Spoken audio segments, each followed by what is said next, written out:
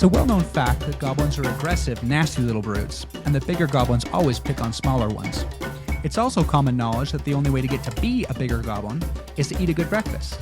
This makes breakfast in the Goblin Warren a highly competitive and somewhat dangerous meal. In this card game, players take the role of goblins at the breakfast table, scrambling to eat as much food as they can while simultaneously keeping it from others. The game plays from 2 to 6 players. It only takes a few minutes for a single game, and this video is going to teach you how to play in less than 5.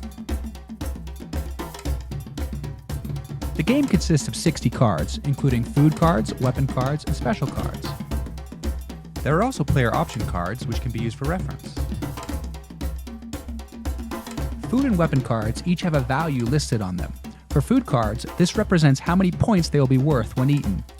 For weapons, this represents the power of that weapon when attacking other players. Some food and weapon cards have text on them, indicating something special about that card, an extra effect that happens when the card is taken or used. Follow the text on those cards when applicable.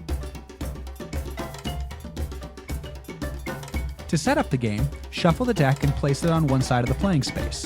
Later, when cards are discarded, they will be placed next to that deck. Deal a number of cards from the deck face up onto the table equal to one more than the number of players. This is now the table supply. Players start with no cards in hand or in stomach, so the game is now ready to play. If a previous game has been played, the player with the lowest previous score goes first. If this is the first game, the youngest player, or smallest goblin, goes first. Throughout the course of the game, players will have cards placed face up in front of them. These cards are considered to be the player's hand. Cards in hand should always stay face up so that everyone can see what other players are doing. Each player can have up to 2 hands worth of cards in play at any given point, as indicated by the icons on the cards. If, after taking a card, the player has more than 2 hands worth of cards in play, they must discard one of those cards. Most cards only take 1 hand, but some have to be held in 2. If holding a 2-handed card, the player can only have 1 in play. Players will also have a stomach, also called a scoring pile. These cards will stay face down next to their hand. At any time, players should be able to check how many cards each other player has eaten, but cannot see what food they are. On each player's turn, they can take 1 action from the following 4 options. These are conveniently listed on the player options card. Option 1. Take a food or weapon card from the table supply and put it in your hand. Whenever a card is removed from the table supply, it is immediately replaced with one from the deck. Option 2.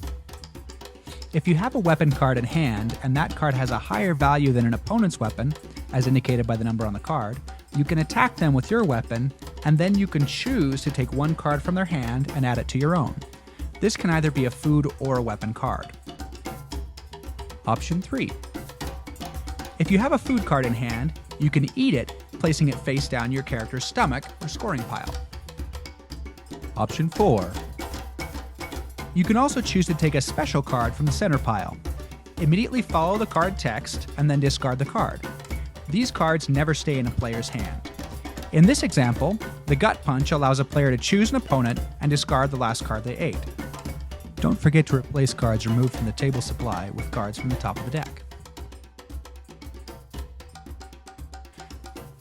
If at any point there are no food cards in play face up anywhere on the table, including both the table supply and players' hands, then the Goblin Matron gets angry because no one is eating and takes all of the toys away.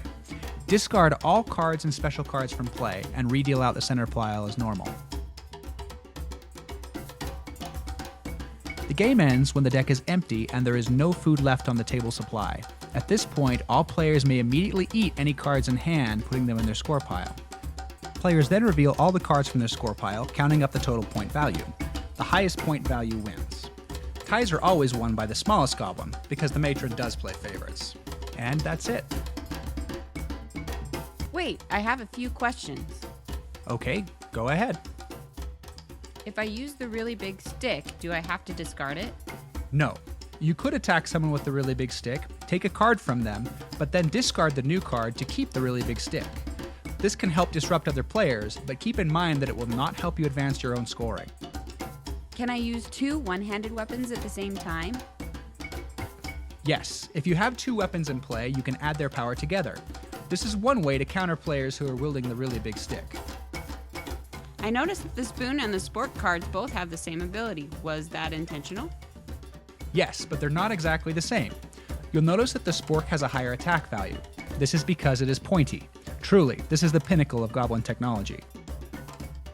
What if I take the grab berries from another player? Do I still get an extra turn? Yes, you always get an extra turn when taking the grab berries. This applies when taking them from the table supply or from another player. This even applies if you end up discarding the grab berries for having too many cards in play.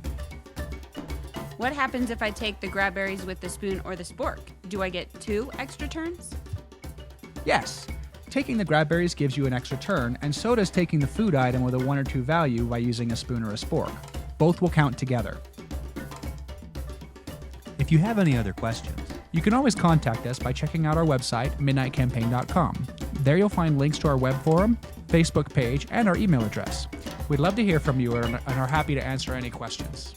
Thanks for listening, and we hope you enjoy the game.